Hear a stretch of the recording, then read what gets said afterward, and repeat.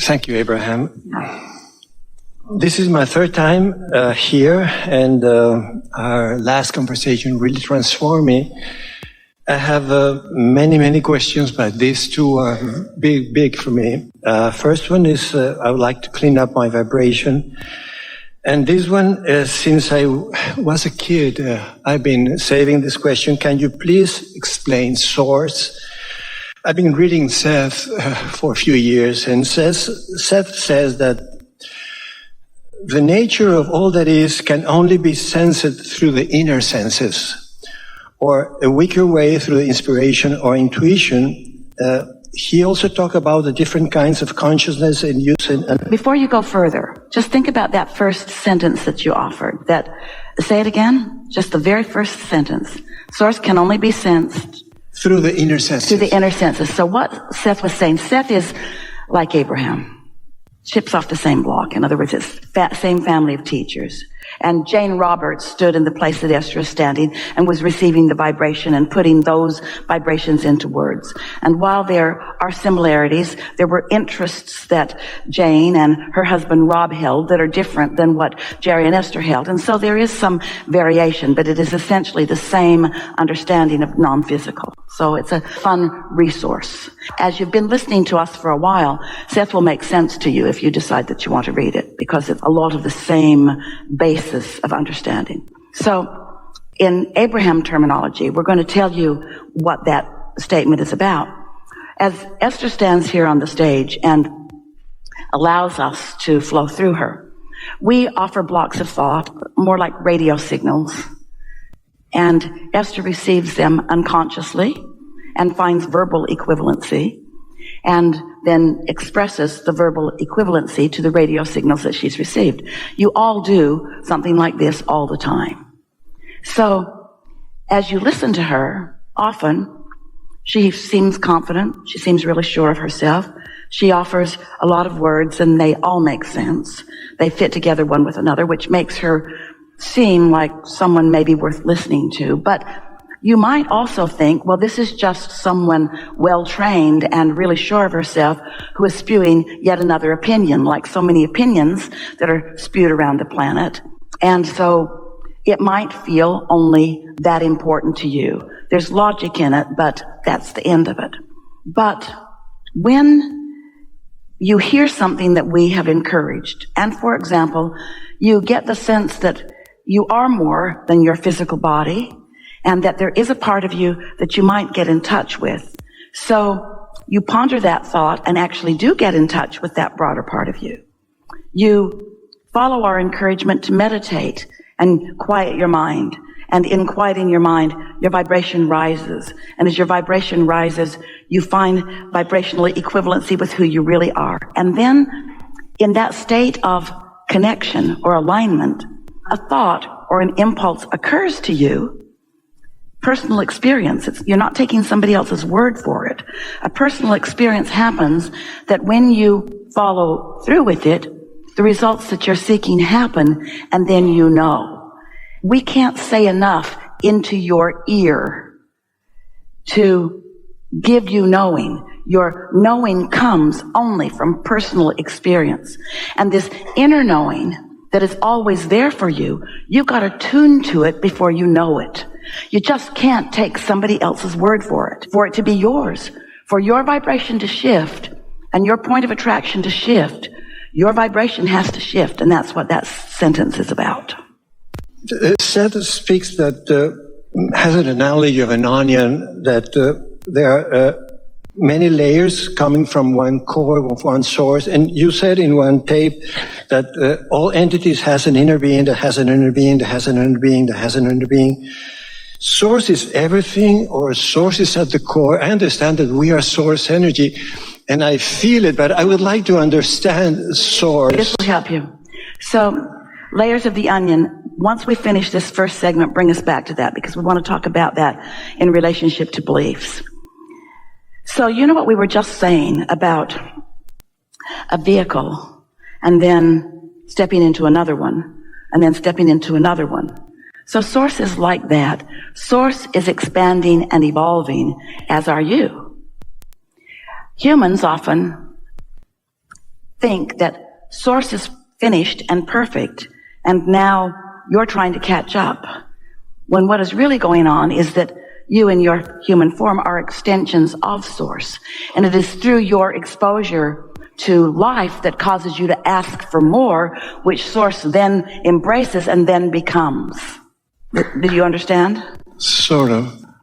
So when we say that you have an inner being who has an inner being who has an inner being, what we're actually saying is, here is this vehicle, but before this vehicle was this vehicle, also Source, and before this vehicle was this vehicle, also Source, and before this vehicle was this vehicle, also Source. So just like you stand in your 90 years on this planet, but you are one time in your 80s and in your 70s and in your 60s, and while you are not that 1-year-old anymore, still that 1-year-old is part of this 90-year-old that you are. Just understand evolution is just that way, yes? And what's tripping you up is that you weren't willing to let Source be like that. You weren't willing to let Source be something that also is evolving, and so that didn't make sense to you. But now it does, if you think about it, doesn't it? The layers of the onion in what Seth was talking about often, and it certainly is the way that we would use it now. In other words, what you'll hear from us now, at one time, what Seth had to say was the leading edge. It isn't anymore. Oh, the basis is there. But with all of the hundreds of thousands of hours that Esther and those like you and Jerry have been in conversation with infinite intelligence, much that Seth says has moved into a clearer, more easily discernible, understandable place, you see. So the layers of the onion, a lot of people see their belief system as like an onion, and they just peel away layers that don't serve them. And that's one way of looking at it, except that while you're looking at the onion, or while you're looking at the beliefs that aren't serving you and trying to peel them away, you're not peeling them away. You are doubling down on them. You're making them stronger. You're making the onion impervious to being peeled. Does that make sense to you? Because there's no pushing anything away. And so rather than trying to get rid of old beliefs, we're asking you to embrace new ones. Here's this onion, get in this one. Just move more in the direction of what you are wanting. It's not getting rid of anything. It's allowing yourself to be what life has caused you to become. Can you explain Source? There's no beginning and there's no end. It's hard for our brains to understand that. Such a huge concept.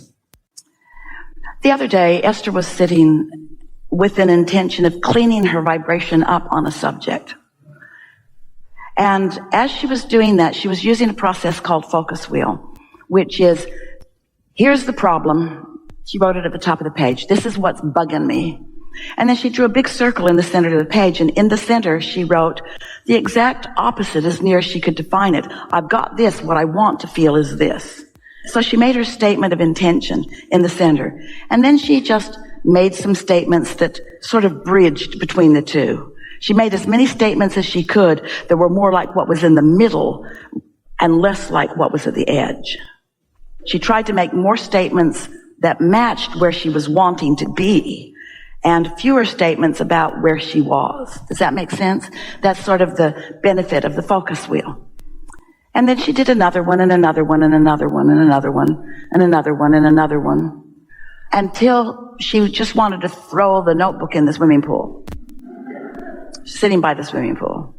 She could feel she was bogged down in it. You heard us earlier say, by the way, we're out here on the leading edge, so come along, let's have fun. You heard us say earlier that the problem and the solution are expanding equally. In other words, the velocity of a problem and the velocity of the solution are expanding. They're different frequencies. But what Esther was feeling or sensing was that the more she was trying to fix this problem, looking for a solution, she was actually enhancing the problem rather than finding the solution. So her focus wheel, even though she had good intent, she wasn't getting anywhere with it. Have you ever had that experience? So she sat there, closed her notebook, sitting there holding the pen in her hand with the notebook on her lap, thinking or deciding to stop thinking for a minute. And then the thought came to her, if I could have anything I want regarding this, it was sort of a world event sort of thing. If I could have anything I want. And then right in the middle of that thought came an improved onion, one with less layers that were binding her. Since I can have anything I want. Not if. Since I can have anything I want. What do I want? And because Esther's tuned into us so often, that bridge was an easy one for her to make. And all of a sudden, she was overcome, maybe the best word that she would use, with clarity of desire that was so pure and clear and absent of any problems.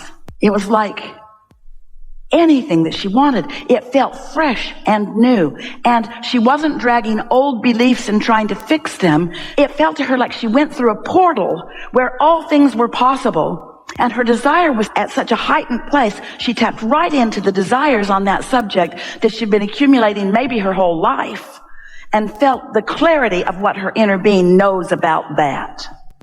That's what you're reaching for. And it's not going to come every day, but it is going to come on the things that really matter to you. But you have to find a way. This is the bottom line here. You have to find a way that the beliefs that you're dragging around are not active at the same time that you're focused on your desires. Because whatever you're focused upon is active. And if you've got an active belief in your vibration, it is most likely blocking out your reception of what you really want. So you just got to decide, what influence do I want to be under? Do I want to be under the influence of source or under the influence of something else? Do I want to be under the influence of the solution or under the influence of the problem? And you know how you get there easily is meditate. Because when you meditate, you stop your thoughts. And when you stop your thoughts, you stop your beliefs. And when you stop your beliefs, you stop your resistant beliefs. And when there's no resistance within your vibration rises, and there your inner being is right there ready to meet you with clarity. With clarity.